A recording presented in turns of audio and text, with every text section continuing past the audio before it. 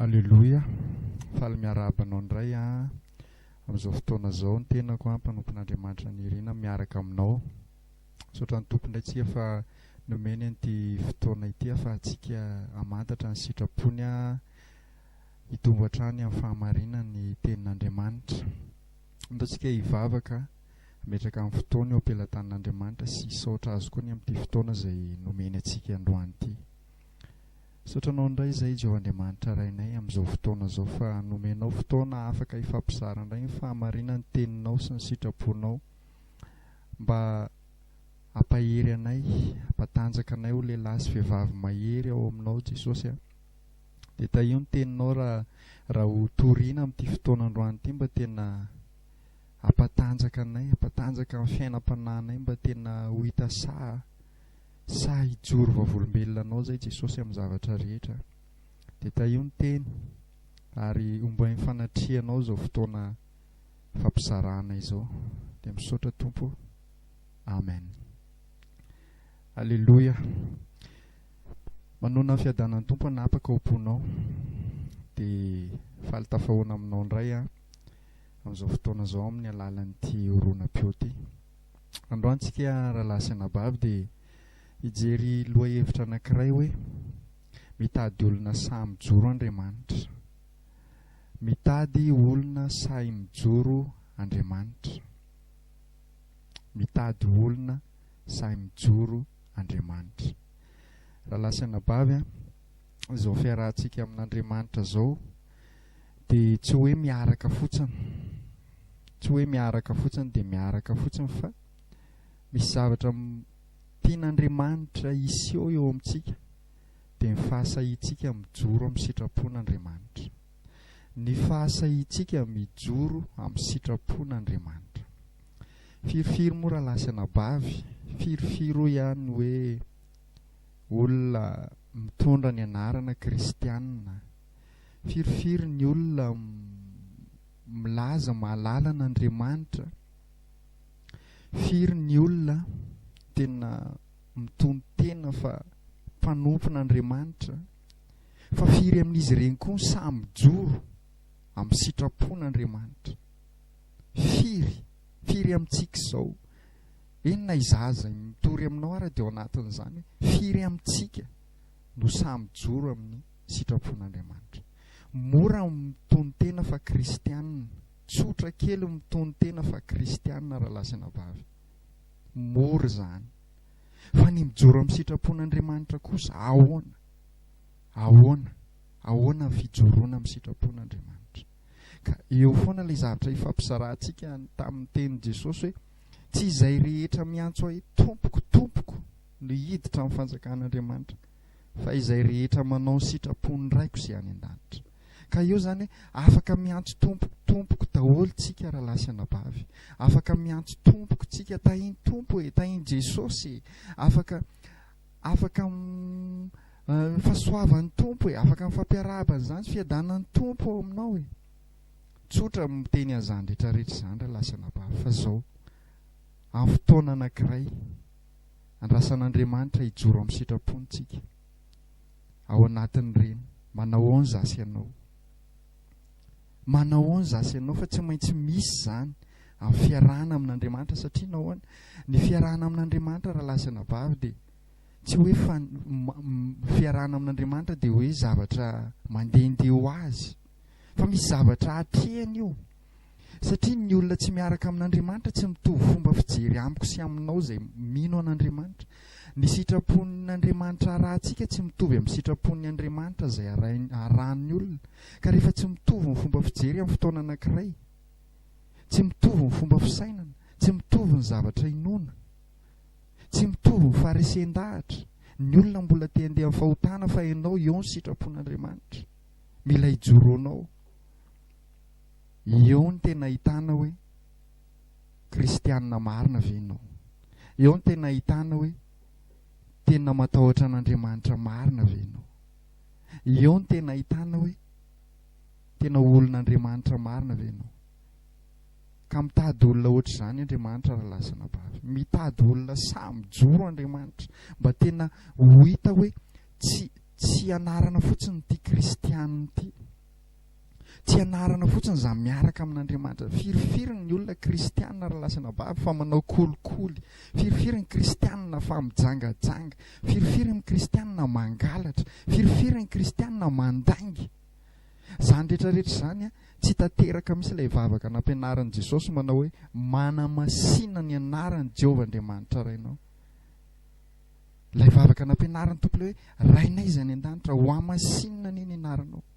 Ny atao hoe manamasina ny anaran'i Jehovah Andriamanitra ray raha lasana vavy dia ny fahasahitsika mijoro ny amin'ny sitrapon'Andriamanitra. Fa rehefa tsy samy mijoro amin'ny sitrapon'Andriamanitra tsika, fa mbola mandeha araka ny filan'izao tontolo izao ihany, mbola mandeha mitovy amin'ny olona tsy miaraka amin'Andriamanitra ihany, dia anarana ivelany fotsiny maha-kristianina tsika.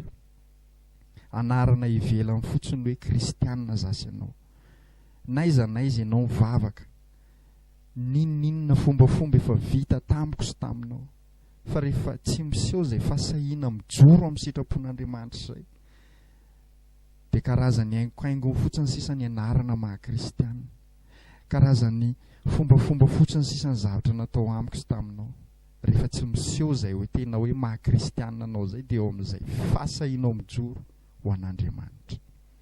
Raha lasana vavy, izao miaraka amin'ny tompo izao tena hisedrana zavatra be dia be izao, indrindrandrindra vokatry ny fijoroanao amin'ny sitrapon'Andriamanitra. Jesosy efa nampiomana an'izany. Mifalisy miravoravoa ianareo izy raha misy manenjika ianareo. Sambatra izenjehana no fahamarinana, fa lehibe ny valim-potiany any an-danitra.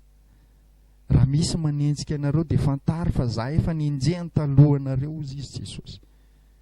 Fa firifira lasana vavy ny olona amin'izao, tsy any amin'ny resaka fijoroana amin'ny sitrapon'Andriamanitra tsony mahatery, fa ny filan'ny tenany izay eritreretiny fa mahasoasoa azy. Ka rehefa mitady hanimba ny tombontsoa ny fijoroana amin'ny sitrapon'Andriamanitra, dia aleony tsy mijoro fa aleony mahazo tombontsoa. Aleony mahazo tombontsoa. Fa ny fijoroana amin'ny sitrapon'Andriamanitra manko raha lasana vavy dia tena mety. Ny fijoroana amin'ny sitrapon'Andriamanitra zany dia izao dia tsarovy sy tadidio, fa tena mety hahafaty antoka io. Tena mety hahafaty antoka io, fa Andriamanitra ny malala izay tokony ho anao rehefa eo. Fa raha ny fijerinao, raha vao ianao ny kajikajy hijoro amin'ny sitrapon'Andriamanitra anankiray, dia faty antoka ilay izy raha fijery aran'nofo ny resahana.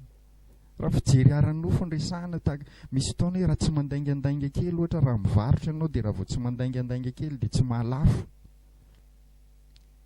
Dia aleo mandainga ihany aloha amin'izay mba mahalafo dia tahaka mahazo tombony. Fa raha tsy mandainga izany ianao dia lasa maty antoka, tsy mahalafo mihitsiny. Dia tsy maintsy andainga ihany. Raha tsy manao kolikoly dia tsy tafiditra amin'ny asa anankiray. Ohatra, manao an'ireny resaka concours ireny dia tsy maintsy hoe manao kolikoly aloha. Satria maty antoka raha vao tsy manao kolikoly, dia aleon'ny olona miditra amin'ny zavatra tsy araka ny sitrapon'Andriamanitra mba hatateraka ny faniriany sy ny filany. Mba hatateraka ny faniriany sy ny filany. Ka inona tena zavatra manakana antsika raha lasana vavy, tsy hahatonga antsika ho tafijoro amin'ny sitrapon'Andriamanitra, dia izao ny fitiavantsika ny tombontsoa antsika, ny fitiavan-tena antsika, fa tsy ny fitiavantsika an'Andriamanitra dia manakana antsika tsy hahajoro amin'ny sitrapon'Andriamanitra. Ny fitiavantsika ny tombontsoa antsika, tsy malala afa-tsy ny antsika. Ka raha ohatra hoe raha zavatra hatateraka ny sitrapontsika ny fijoroana amin'ny sitrapon'Andriamanitra, dia vitantsika mijoro amin'ilay sitrapon'Andriamanitra, manao an'ilay sitrapon'Andriamanitra. Firifiry izao ny olona raha ndray ohatra aminao hoe raha toriana aminy hoe manaova-pahafolon-karena ianao dia hotahiana. Dia satria mety aminy izay hoe hotahiana izay dia vita n'ilay manao ampafolon-karena. Vita n'ilay manao ampafolon-karena satria ho tombontsoany no eritreretiny ao anatin'ilay izy. Fa tsy ny hoe raha raisiny hoe tena izay ny sitrapon'Andriamanitra, fa dia raisiny hoe satria azahoako tombontsoa ilay izy dia ataoko. Fa raha ohatra indray hoe mandeha ary hoe inona ny sitrapon'Andriamanitra, aza mangalatra, aza mijangajanga ohatra, aza manao kolikoly, fa rehefa manembatsembana ny tombontsoako ilay manao kolikoly dia ariako ny sitrapon'Andriamanitra fa aleoko miditra kolikoly ihany. Rahalahy sy anabavy, isan'ny manakana antsika tsy ahatafijoro amin'ny sitrapon'Andriamanitra ny fitadiavantsika ny tombontsoantsika. Ny tsy fahaizantsika mametraka amin'ny fiainantsika eo am-pelatanan'Andriamanitra dia manakana antsika tsy ho tafijoro amin'ny sitrapon'Andriamanitra. Ny tahotra nyty fiainan'ity fiahiahina zao fiainan' zao manakana antsika tsy ho tafijoro amin'ny sitrapon'Andriamanitra izany rehetra izany. Ny tahotra fahafatesana, ny tena tsy fahatakarantsika, tsy raha vao tsy lalipaka ao anatintsika mihitsy hoe andova fiainana mandrakizay tsika, izany rehetra izany isan'ny mihazona antsika ho tafijoro amin'ny sitrapon'Andriamanitra daholo. Ka Andriamanitra rahalahy sy anabavy,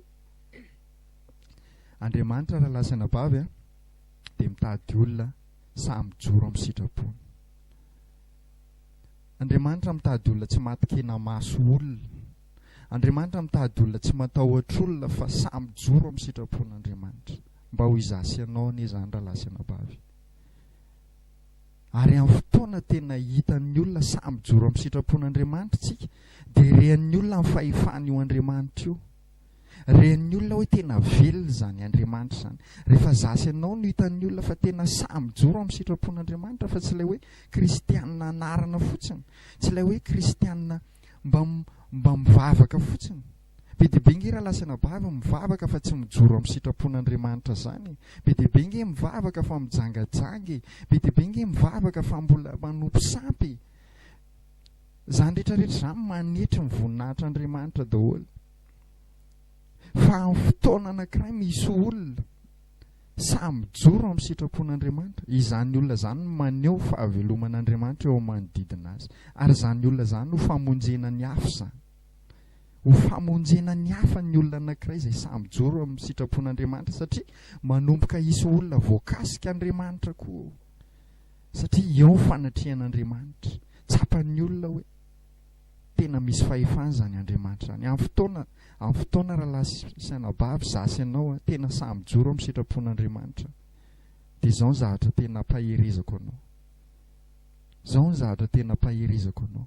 Manomboka tsapan'ny olona amin'ny fahaveloman'Andriamanitra. Fa ny fitondrantsika anarana kristianina fotsiny nefa tsy mijoro amin'ny sitrapon'Andriamanitra. Mamono ny anaran'Andriamanitra izany. Mamono ny finoan'ny olona an'Andriamanitra izany.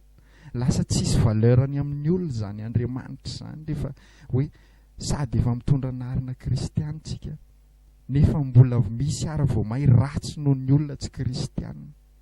Vao may manetry ny voninahitr'Andriamanitra. Lasa tsy rarahin'ny olona intsony ny filazantsara, tsy rarahin'ny olona intsony izany Andriamanitra izany.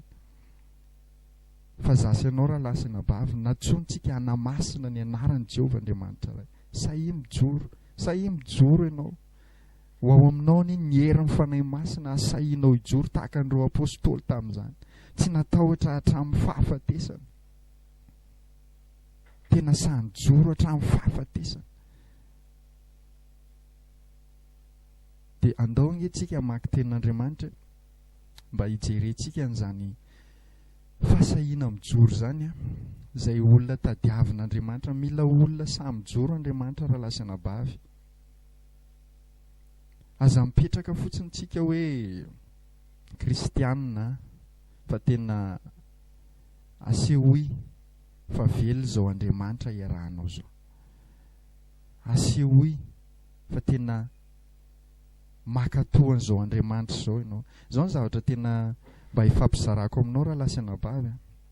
Hitanao ny olona rehefa manompo sampy, makany amin'ireny mpitaiza ireny, makany amin'ireny hoe dadarabe sy ny karazany ireny. Ny olona rehefa makany amin'ireny, izay zavatra tenenin'io mpitaiza anazy io tsisy milatsaka io na ny kely ary.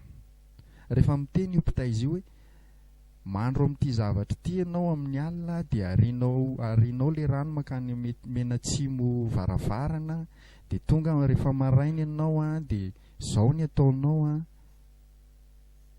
tsy mahazo mihinana tongolo gasy ianao, dia tsy mahazo mihinana kisoa ianao dia tsy mahazo mihinana zao ianao Fa reny olona reny rahalahy sy anabavy samy mijoro amin'izany zavatra izany izy.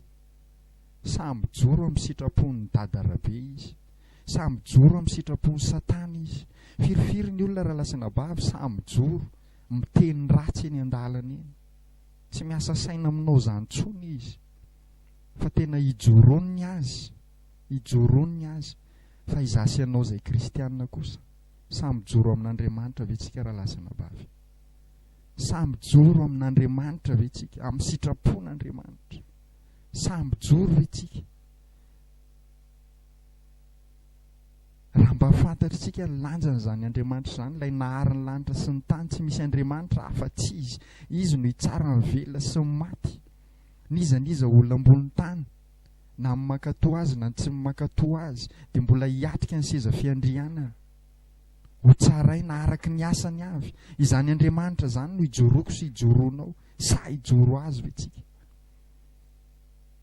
Raha lasana vavy mampahery ianao, mangatahery amin'Andriamanitra. Mangatahery amin'Andriamanitra raha mbola misy fahalemena ianao, mangatahery amin'ny fanahy masina. Ho feno ny fanahy masina ianao. Lehilahy sa hijoro ianao, lehilahy mahery ianao. Vehivavy sa hijoro ianao, vehivavy mahery ianao amin'ny Tompo. Tena hoe sa miatrika.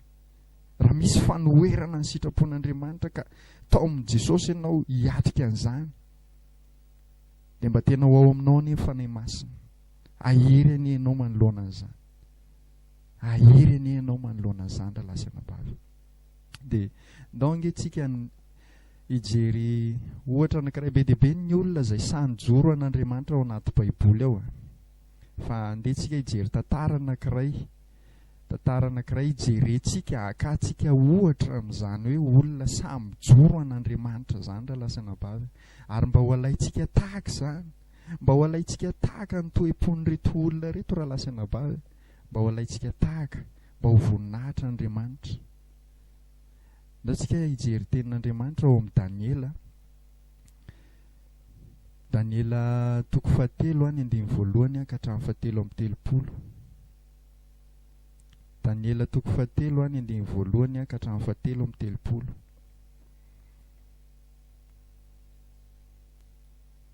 Daniela toko 7:1 ka hatramin'ny 7:30.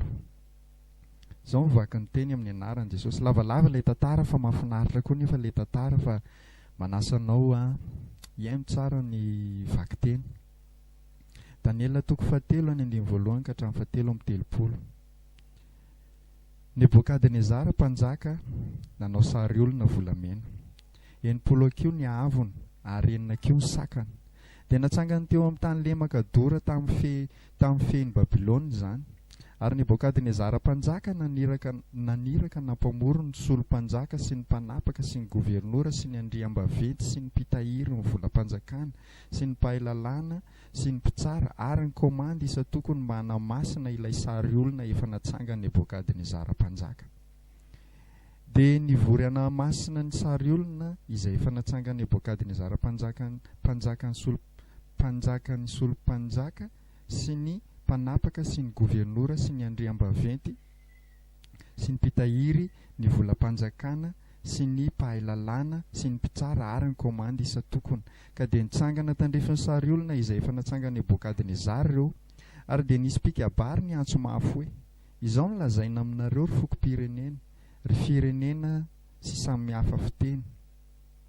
Rehefa mandreny fanenony Anjomara sy ny Sobaba sy ny Lokanga sy ny Samboka sy ny Vali sy ny Semponia ary ny zava-maneno isan-karazany ianareo, dia miankofa ka mivavaha amin'ny sary olona volamena izay efa natsangany Nebokadnezara mpanjaka. Ary na iza no tsy miankohaka sy tsy mivavaka dia atsipy miaraka amin'izay ao anatin'ny lafaoro misy afo mirehitra. Koa tamin'ny fotoana nandrenesan'ny fokom-pirenena rehetra amin'ny fanenony Anjomara sy ny Sobaba sy ny Lokanga sy ny Samboka sy ny Vali ary ny zava-maneno isan-karazany, dia nakohaka sy nivavaka tamin'ny sary olona volamena izay efa natsangany Nebokadnezara mpanjaka amin'ny fokom-pirenena sy ny firenena ary ny samy hafa fiteny rehetra. Ary tamin'izay dia nisy Kaldiana sasany nanantona ka niapanga ny Jiosy. Dia niteny izy ka nanao tamin'ny Nebokadnezara mpanjaka hoe: ry mpanjako, velona mandrakizay ne ianao. Ry mpanjako, ianao efa nanao lalàna fa ny olona rehetra izay mandreny fanenony Anjomara sy ny Sobaba sy ny lokanga sy ny samboka sy ny valia sy ny symphonie ary ny zava-maneno isan-karazany dia iankohaka hivavaka amin'ny sary olona volamena. Fa izay tsy miankohaka sy tsy mivavaka kosa dia tsipy ao anatin'ny lafaoro misy afo mirehitra. Koa misy jiosy izay nataonao ho toniany raharaha amin'ny Babilôna sy ny feny dia Sadraka sy Mesaka ary Abednego. Ireo lehilahy ireo tsy mba manaiky ny teninao akory mpanjako. Tsy mba manompo ny Andriamanitra ao izy na mivavaka amin'ny sary olona volamena izay efa natsanganao. Dia niteny tamin'ny fahavenirana sy ny fahatezerana Nebokadnezara ka nasainy nalaina Sadraka sy Mesaka ary Abednego. Dia netiny teo anatrehan'ny mpanjaka ireo lehilahy ireo. Dia niteny Nebokadnezara ka nanao taminy hoe: mofa nainininareo va ry Sadraka sy Mesaka sy Abednego, no tsy mba hanomponareo ny Andriamanitra na hivavahanareo amin'ny sary olona volamena izay natsangako.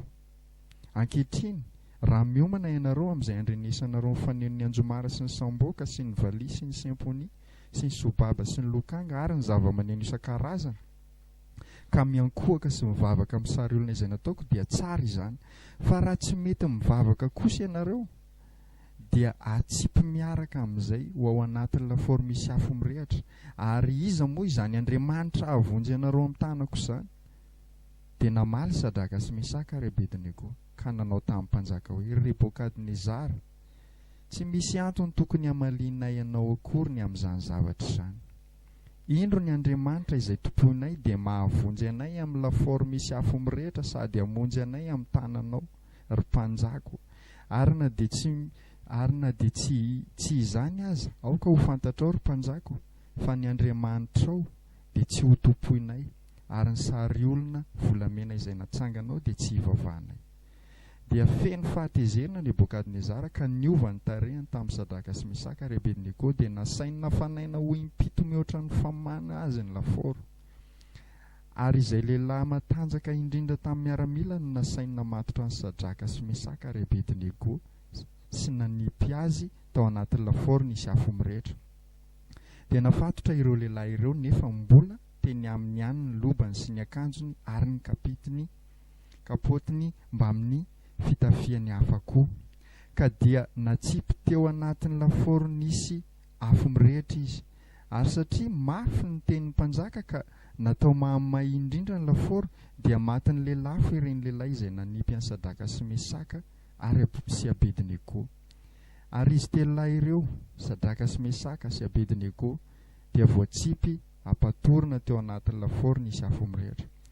Dia talanjona Nebokadnezara mpanjaka ary nitsangana faingana izy ka niteny tamin'ny mpanolotsainy hoe: moa tsy telonahy mifatotra va no natsipitsika tao anatin'ny afo? Dia namaly mpanjaka ireo ka nanao hoe: marina izany ry mpanjako.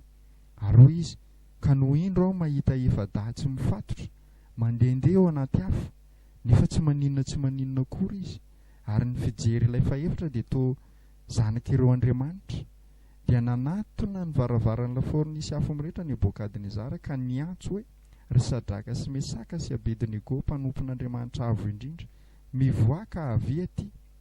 Dia nivoaka avy teo anatin'ny afo Sadraka sy Mesaka ary Abednego. Dia nifanatona ny solompanjaka sy ny mpanapaka sy ny gobernora ary ny mpanolotsain'ny mpanjaka, ka nahita ireo lehilahy ireo fa tsy nanan-kery hampaninina ny tenany akory ny afo, na ny singam-bolo nikaikona tamin'ny lohany, na niova ny lobany, ary tsy nisy fofonafo akory taminy. Nebokadnezara niteny ka nanao hoe: isaorana ny Andriamanitra Sadraka sy Mesaka sy Abednego, izay naniraka ny anjeliny hamonjy ny mpanompony, izay natoky azy ka nandiha ny tenin'ny mpanjaka ary nanolotra ny tenany tsy hanompona hivavaka amin'izay andriamanin-kafa afa-tsy andriamaniny ihany. Ka dia manao lalàna fa ny fokom-pirenena sy ny firenena sy ny samy hafa fiteny rehetra izay manao teny tsy mety ny amin'ny Andriamanitra Sadraka sy Mesaka sy Abednego dia ho tetitetehiny ary atao trano fivoahana ny tranony, fa tsy misy andriamanin-kafa mahavonjy tahaka izao. Ary Sadraka sy Mesaka sy Abednego dia nasandratry ny mpanjaka tamin'ny Babilôna sy ny feny. Nebokadnezara mpanjaka nampitondra teny ho any amin'ny fokom-pirenena sy ny firenena ary ny samy hafa fiteny rehetra izay monina amin'ny tany rehetra, nanao hoe: hitombo any amin'ny fiadaninareo sitrako ny anambara ny famantarana sy ny fahagana izay nataon'Andriamanitra avo indrindra tamiko. Akory ny alehibe ny famantarana, ny fanjakany dia fanjakana mandrakizay, ary ny fanapahany dia hatratra ny taranaka faramandimby. Amen. Tantaran'ny Sadraka sy Mesaka ary Abednego ny fampizarantsika raha lasana bavy izay tena sanjoro amin'ny sitrapon'Andriamanitra izy ireo. Tamin'ity fotoana ity Nebokadnezara nanangana sary olona ngeza be anankiray, dia tamin'izany fotoana izany Nebokadnezara mpanjaka amin'ny Babilôna, izy mipifehan'ny tany tamin'izany. Isan'ny fehezany tamin'izany ny Jiosy, isan'ny nandevozan'ny Babilôna ny Jiosy tamin'izany, ary isan'ny tany amin'ny tany fanandevozana Sadraka sy Mesaka ary Abednego sy ry Daniela tamin'izany vanim-potoana izany.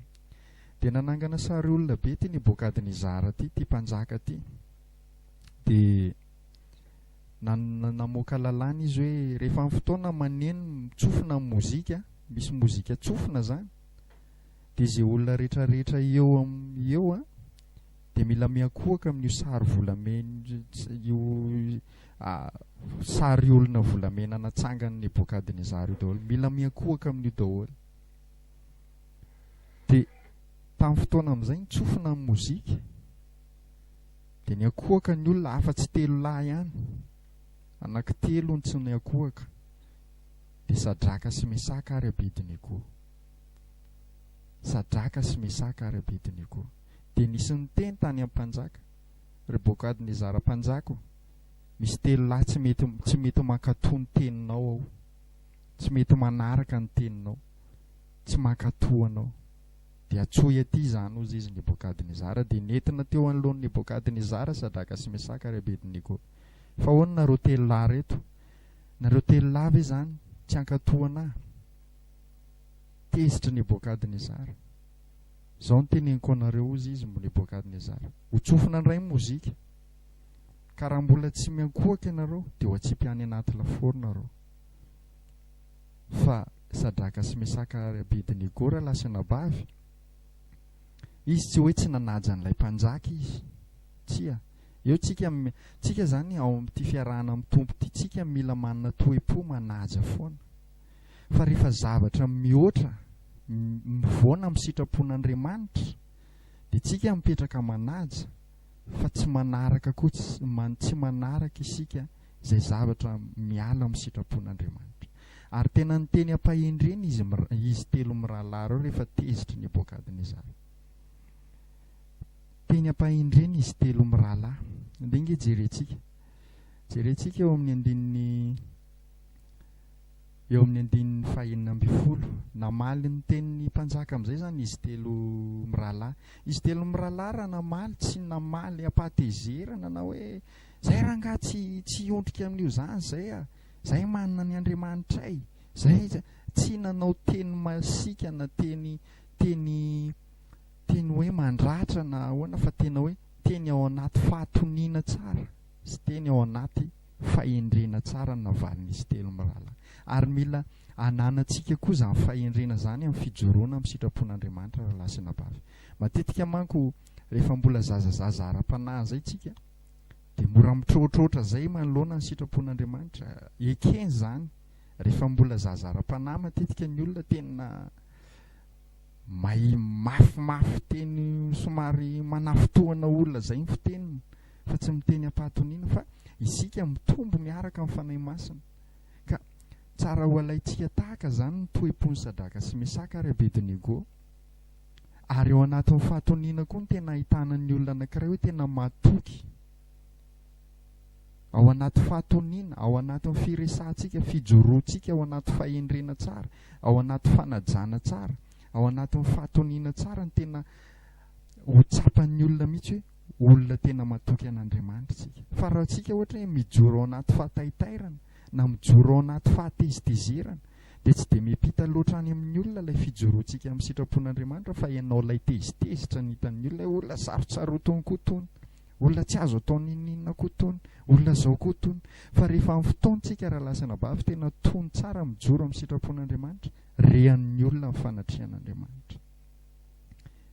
Dia namaly Sadraka sy Mesaka ary Abednego eo amin'ny 520 hoe eo amin'ny 240 angivaka itsika dia namaly Sadraka sy Mesaka ary Abednego ka nanao tamin'ny mpanjaka hoe tena namaly ampatoniana ry zareo ry Nebokadnezara. Tsy misy antony tokony hamalianay ianao akory amin'izany zavatra izany. Izany hoe tsy hitanay izay ho tenenina amin'izany ry mpanjaka. Ny zanak'Israely izany tsy mahazo miankohaka amin'ny sarivongana izany. Izay ny olona miaraka amin'Andriamanitra izany. Andriamanitra tena namoaka lalàna tamin'ny zanak'Israely mihitsy. Zaho izy Andriamanitra tsy fantatrareo ny endriko, tsy aza ho aroarinareo amin'ny zavatra hitanareo maso mihitsy na amin'ny olona any an-danitra na ny biby etỳ an-tany. Zaho izy Jehovah Andriamanitra iray rehefa nanome ny lalàna izy dia aza mba mekohaka amin'ny sarin-javatra ianareo. Dia izay sitrapon'Andriamanitra izay no nijoroan'izy telo mirahalahy reto teto. Nijoro izy ireo. Tena tsisy tokony hamaliana ianao akory amin'izany zavatra izany ry Nebokadnezara hozy izy telo. Indro ny Andriamanitra izay tomponay dia mahavonjy anay amin'ny lafaoro misy afo mirehitra sady hamonjy anay amin'ny tananao. Hitanao raha lasana vavy izany fatokiana lalina izany, finoanan'Andriamanitra izany, mba ho amiko soa aminao anie izany. Eo amin'ny 240 arina dia tsy izany azy, ary eto koa zavatra tena tsara ananantsika raha lasana vavy. Teto izany izy telo mirahalahy dia tena fa na dia mbola tsy hamonjy anay koa ary izy, na dia mbola tsy hamonjy anay amin'ny tananao koa ary izy ry Nebokadnezara, dia izahay tsy hanaraka an'izany zavatra teneninao izany satria tsy sitrapon'Andriamanitra izany. Tena ny teny ampahatsorana izy telo mirahalahy. Fa izay hozy izy tsy hanompo ny Andriamanitra mihitsy fa izay manana ny Andriamanitra. Ary ny sary olona volamena efa natsanganao dia tsy hivavahana. Ka eo amin'izay raha lasana vavy, eo manko matetika mampatahotra ny olona hijoro amin'ny sitrapon'Andriamanitra, fa ny fijoroana amin'ny sitrapon'Andriamanitra hiatrehana zavatra mafy foana io, tahaka ny atrehan'izy telo mirahalahy teto. Tonga eo amin'ny 240 dia feno fahatezerana Nebokadnezara, tezitra ny mpanjaka nefa amin'izany manana fahefana. Ito izany tena efa faratapony ty fijoroan'izy telo mirahalahy ty. Ny antsika manko mety mbola fijoroana eo amin'ny olona mitovitovy saranga amintsika ohatra, dia efa mety tsy ho vitantsika. Mety ohatra hoe fijoroana eo amin'ny fianakaviana, misy zavatra efa tsy araka ny sitrapon'Andriamanitra nahazatra amin'ny fianakaviana hatramin'izay dia mbola tarihina ianao hanao an'izany. Mbola fianakaviana ary izany. Mety mpiara-miasa, manoloana amin'ny mpiara-miasa. Fa n'izy telahy tena mpanjaka manam-pahefana hanapaka ny lohany, mpanjaka manam-pahefana hamono azy eo no eo. Fa tena sanijoro izy telo mirahalahy raha lasana bavy. Ka dia toizantsika ny fampizarany, tezitra Nebokadnezara. Tena sain'i Nebokadnezara nafatotra izy telo mirahalahy, dia nafatotra dia nafanaina impito ny lafaoro, dia natsipo tao anaty lafaoro izy telo mirahalahy. Fa ina ny zava-nitranga raha lasana vavy, na nirahan'i Jehovah Andriamanitra ray anjely izy telo mirahalahy reo. Hitanao ianao rehefa samy joro amin'ny sitrapon'Andriamanitra, ianao tsy mahavonjy tena ao anatin'izay. Izy telo mirahalahy tsy havonjy ny tenany ao anatin'io lafaoro mirehitra afo mihitsy. Tahak'izay koa zasy ianao, itsika raha vao tsy ao anatintsika mihitsy mifatokiana an'Andriamanitra raha lasana vavy, dia tsy sahy hijoro amin'ny sitrapon'Andriamanitra tsika. Raha vao tsy ao anatintsika amin'ny fahatokiana an'Andriamanitra, fa mahay mahavonjy antsika Andriamanitra, dia tsy sahy hijoro amin'ny sitrapon'Andriamanitra tsika, fa hiezaka hamonjy ny tenantsika foantsika. Ka izy telo mirahalahy reto dia tena natoky an'Andriamanitra izy, hoe mahay mahavonjy anay ny Andriamanitra. Ary na dia mbola tsy hamonjy anay koa ary izy, dia tena vonona ny hofaty izy telo mirahalahy. Na dia mbola tsy hamonjy anay koa ary izy, satria izy tena matoky hoe velona izao Andriamanitra izao, ka na hofaty ary izy dia ho any amin'Andriamanitra ny efarany. Ho any amin'ny Andriamanitra ny efarany. Dia tena natoky an'izay izy, dia saniatrika izy, fa nivonjen'Andriamanitra izy telo mirahalahy. Na nirahan'Andriamanitra anjely. Dinga jerentsika eo amin'ny 420 dia talanjona Nebokadnezara mpanjaka ary nitsangana faingana izy, ka niteny tamin'ny mpanolotsainy hoe motsy telo lahy mifatotra va na tsipitsika tao anatin'ny afo. Dia namaly ny mpanjaka ireo ka nanao hoe marina izany ry mpanjako. Ary hoy izy, ka no indro aho mahita efa-datsy mifatotra Izany hoe telo lanina tsipitao. Fa ny ampy anankiray lasa efada, dia lasa izy telo lalay mifatotra, lasa tsy mifatotra daholo. Izany hoe nivoain'ilay anjely ny ran'Andriamanitra mifatotra fatorana. Mandehandeha ao anaty afo izy nefa tsy maninona akory izy. Ary ny fijery ilay fahefatra dia toa zanak'ireo Andriamanitra. Io ilay hoe anjely ilay izy. Ilay fahefatra dia toa zanak'ireo Andriamanitra hozy izy. Dia nanatona ny varavaran'ny lafaoro nisy afo mirehitra Nebokadnezara ka niantso hoe ry Sadraka sy Mesaka sy Abednego, mpanompon'Andriamanitra avo indrindra, mivoa ka avy aty. Rahalahy sy anabavy, amin'ny fotoana ianao samy joro amin'ny sitrapon'Andriamanitra, eo ny tena hatsapahan'ny olona hoe mpanompon'Andriamanitra ianao. Amin'ny fotoana ianao samy joro amin'ny sitrapon'Andriamanitra, amin'ny fotoana ianao samy joro amin'ny sitrapon'Andriamanitra, dia eo ny tena harisy lahatra ny olona hoe tena mpanompon'Andriamanitra ianao. Afaka hoentina ny anarana pasteur, afaka hoentina ny anarana evangelista, afaka hoentina ny anarana rehetrarehetra, titra rehetrarehetra. Fa mety misy olona pasteur fa tsy samy joro amin'ny sitrapon'Andriamanitra. Fa mety misy olona tsy manana titra na kely akory ary, fa samy joro amin'ny sitrapon'Andriamanitra. Izany olona izany no tena hitan'ny olona hoe mpanompon'Andriamanitra. Ka etiko ampahirizana anao dia izao: ny fahasahianao mijoro amin'ny sitrapon'Andriamanitra raha lasana bavy, dia ho hita miharihary fa mpanompon'Andriamanitra ianao. Ho hita miharihary fa mpanompon'Andriamanitra ianao. Teto Nebokadnezara tena resy lahatra hoe mpanompon'Andriamanitra izy telo mirahalahy. Talohany nanipazany tao amin'ny nanipazany an'izy telo mirahalahy tao anaty lafaoro, tsy mbola niteny azy ireo mpanompon'Andriamanitra izy, fa tena nanao tsinotsinona azy. Tahak'izay koa zasy ianao, mety misy fotoana raha lasana vavy, misy olona manao tsinotsinona asy ianao ny amin'ny fiarahana amin'ny Jesosy. Manao tsinotsinona aloha izy, manao tsinotsinona aloha izy. Fa rehefa tena hitany eny amin'izay ianao fa samy joro amin'ny sitrapon'Andriamanitra, rehefa tena hitany eny ianao fa tsy azo ozongozonina amin'ity fiarahana amin'ny Jesosy ity, dia miova amin'ny fijeriny ianao. Manomboka miova amin'ny fijeriny ianao. Manomboka miova amin'ny fijeriny ianao. Tsapany hoe tena mpanompon'Andriamanitra ianao. Tahaka ny Nebokadnezara teto, resy lahatra Nebokadnezara. Rehefa tena sahany atrika Sadraka sy Mesaka sy Abednego, resy lahatra Nebokadnezara hoe tena mpanompon'Andriamanitra eto. Ka averiko raha lasina bavy, ny fijoroanao amin'ny sitrapon'Andriamanitra no tena ahitana fa tena mpanompon'Andriamanitra ianao. Tsy ny titra hoentinao, na ny fombafomba vita taminao, na ny fandehananao mivavaka isan-kalahady tsy tapaka, fa ny fijoroanao amin'ny sitrapon'Andriamanitra no tena harisy lahatra ny olona fa tena mpanompon'Andriamanitra ianao. Amen. Ny fijoroanao amin'ny sitrapon'Andriamanitra no ahitan'ny olona sy hatsapahan'ny olona fa tena mpanompon'Andriamanitra ianao. Mino aho fa voarainao zay. Mino aho fa voarainao zay teny zay. Dia nivoaka avy teo anatiny avy Sadraka sy Mesaka ary Abednego. Voaka tsy naninona avy ao anaty afo izy telo mirahalahy lasina bavy. Ka eto ilay izahatra teniko hoe amin'ny fotoantsika manome voninahitra an'Andriamanitra amin'ny alalan'izay fijoroana amin'ny sitrapon'Andriamanitra zay, dia izao koa ny zavatra mitranga. Eo amin'ny 7:20 dia ny fanatona ny solompanjaka sy ny mpanapaka sy ny gobernora ary ny mpanolotsain'ny mpanjaka ka nahita ireo lehilahy ireo, fa tsy nanan-kery hampaninana ny teny akory ny afo, na ny singam-bolon'ny kaikona na ny singam-bolon'ny kaikona tamin'ny lohany, na niova ny lobany, ary tsy nisy fofonafo akory taminy. Izy telo mirahalahy zany mivoaka tao tena tsisy maina ny kely ary. Zany ny herin'Andriamanitra raha lasana bavy.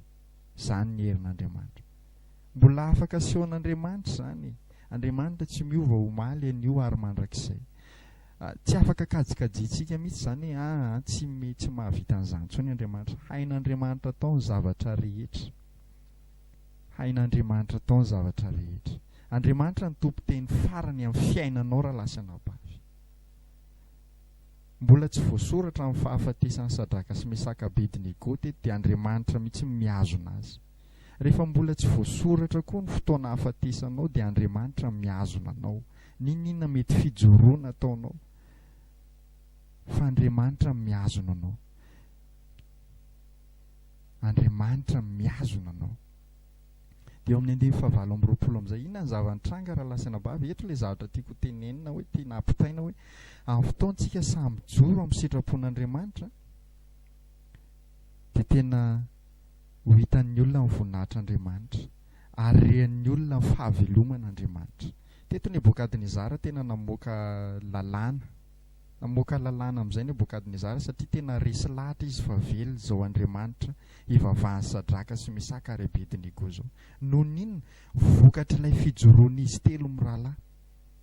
Izy telo mirahalahy reto zany raha ohatra ka tsy sanjoro izy fa iny izy fa niekohaka ihany fa natao ohatra Nebokadnezara dia tsy niseho ny voninahitr'Andriamanitra fa saniatrika izy telo mirahalahy.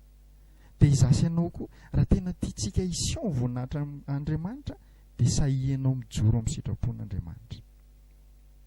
Eo amin'ny andiny fahavalo amby roapolo Nebokadnezara ny teny ka nanao hoe isaorana ny Andriamanitra Sadraka sy Mesaka sy Abednego izay naniraka ny anjeliny hamonjy ny mpanompony izay natoky azy. Amen. Natoky azy Sadraka sy Mesaka ary Abednego. Resy lahatry Nebokadnezara mpanjaka fa tena natoky an'Andriamanitra izy telo mirahalahy reto ary tena hitan'ny Nebokadnezara ny herin'Andriamanitra. Mba ho hitan'ny olona eo amin'ny fiainanao koa ny raha lasana bavy ny herin'Andriamanitra amin'ny fotoana ianao samy joro amin'ny sitrapon'Andriamanitra. Amen. Ho hitan'ny olona eo amin'ny fiainanao ny herin'Andriamanitra amin'ny fahasahianao mijoro amin'ny sitrapon'Andriamanitra. Dia tohizatsika ny tenin'Andriamanitra. Eo amin'ny andiny fahavalo amby roapolo tsika Nebokadnezara ny teny ka nanao isaorana ny Andriamanitra Sadraka sy Mesaka sy Abednego izay naniraka ny anjeliny hamonjy ny mpanompony izay natoky azy ka nandika ny tenin'ny mpanjaka ary nanolotra ny tenany tsy hanompo na hivavaka amin'izay andriaman-kafa afa-tsy andriamaniny ihany. Ka dia manao lalàna aho. Io hitanao tsy nivoaka io lalàna io raha tsy sanjoro izy telo mirahalahy. Inona ilay lalàna? Lasa nomena voninahitra Jehovah Andriamanitra iray. Nomena voninahitra Jehovah Andriamanitra iray. Namoaka lalàna Nebokadnezara mpanjaka tamin'ny firenena rehetra, fokom-pirenena rehetra izay feheziny. Namoaka lalàna izy dia izao ilay lalàna navoakany. Ka dia manao lalàna ozy izy eo amin'ny andiny fahasivy amby roapolo. Ka dia manao lalàna fa ny fokom-pirenena sy ny firenena sy ny samy hafa fiteny rehetra izay manao teny tsy mety ny amin'ny Andriamanitra Sadraka sy Mesaka sy Abednego dia ho tetitetehina. Izany hoe ho vonoina zany izay olona manao tsinitsinina ny Andriamanitra Sadraka sy Mesaka ary Abednego. Ho vonoina ho tetitetehina ary atao ho trano fivoahana ny tranony. Fa tsy misy andriaman-kafa mahavonjy tahaka izao. Ary Sadraka sy Mesaka sy Abednego dia nasandratry ny mpanjaka tamin'ny Babilôna sy ny feno. Izany koa isan'ny vokatra ho avelan'Andriamanitra iseho amintsika izany dia fisandrantana. Rehefa sitrapon'Andriamanitra ny anandratany antsika ao aoriana fijoroantsika amin'ny sitrapon'Andriamanitra dia asandatra Andriamanitra tsika raha lasana bavy satria nanome voninahitra azy ho asandatra Andriamanitra araka ny sitrapony. Izany akory tsy midika hoe mijoro amin'ny sitrapon'Andriamanitra mba ho asandatra Andriamanitra. Tsy azo atao formule loatr'izay ny fiarahana amin'Andriamanitra. Tsy azo atao formule hoe hijoro amin'ny sitrapon'Andriamanitra zany mba hisandatra amin'ny fiainako. Tsy azontsika lasa mandeha lalàna tsika ohatr'izay, lasa mitady ny tombontsoa atsika tsika raha vao izay ny fiarahantsika amin'Andriamanitra. Fa mijoro fotsiny ianao amin'ny sitrapon'Andriamanitra. Mijoro fotsiny ianao amin'ny sitrapon'Andriamanitra fa rehefa Andriamanitra ny tia hanandratra anao dia misandatra ianao. Rehefa tian'Andriamanitra ho sandatra ianao dia misandatra ianao. Ka dia izay ny fampizarantsika raha lasana bavy. Mitady olona samy joro Andriamanitra mba hiseho ny voninahiny. Mba tena hanandanja amin'ny olona anie izany hoe maha-kristianina zany. Tena mba hanandanja amin'ny olona anie izany hoe maha-kristianina zany. Tena za mampahery anao tena mitady olona samy joro amin'ny sitrapony Andriamanitra. Fanakekeza amin'Andriamanitra dia ho ampahafantariny ianao ny sitrapony dia hijoro amin'izany ianao. Dia izay ny fotoanantsika hatahin'i Jesosy ianao mirary ny fahafenofanay masina aminao mba tena ho lehilahy mahery sy vehivavy mahery sa hijoro ianao amin'izao fiarahana amin'ny Kristy izao. Sa vavolombelona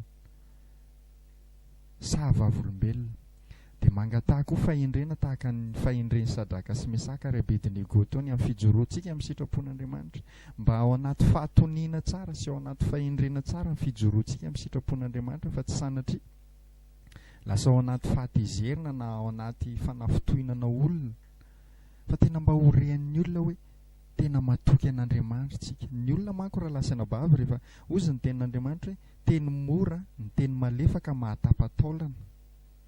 Rehefa tena tsotra tsika amin'ny resaka mijoro amin'ny sitrapon'Andriamanitra, rehefa tena ao anaty fahatoniana tsara tsika, kalma ozy ilay fiteny, dia tena rehan'ny olona hoe olona tena manana fahatokiana tsika, olona tena manana fahatokiana an'Andriamanitra tsika. Fa raha ohatra hoe ao anaty fahataitairana tsika mijoro amin'ny sitrapon'Andriamanitra, dia tsy hitan'ny olona loatra izay tena fahatokiantsika izay, fa isika ilay taitaitra ny hitany, isika ilay tezitezitra ny hitany.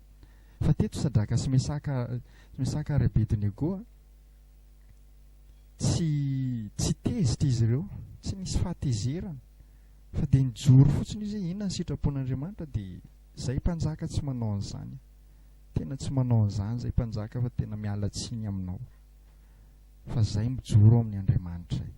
Ka dia mba ho izasy ianao anie izany raha lasa nabavy, fa taro ny sitrapon'Andriamanitra, dia mitomboa amin'ny sitrapon'Andriamanitra, sahy mijoro amin'ny sitrapon'Andriamanitra, dia voninahitra ao an'Andriamanitra irery ihany. Amen. Izay ny fotoanantsika, dia ndaontsika hivavaka hisaotra ny Tompo. Saotra Jesosy ny amin'ny fampizarana izay navelanao hifampizarana iteto androany, voninahitra dia ho anao irery ihany. Omeo hery izahay amin'ny alalan'ny fananao mba hanana fahasahiana be hijoro amin'ny sitrapon'Andriamanitra, mba ho voninahitra ny anaranao ray. Dia misaotra Tompo. Amen. Dia mirary soa mandram-peona indray amin'ny manaraka.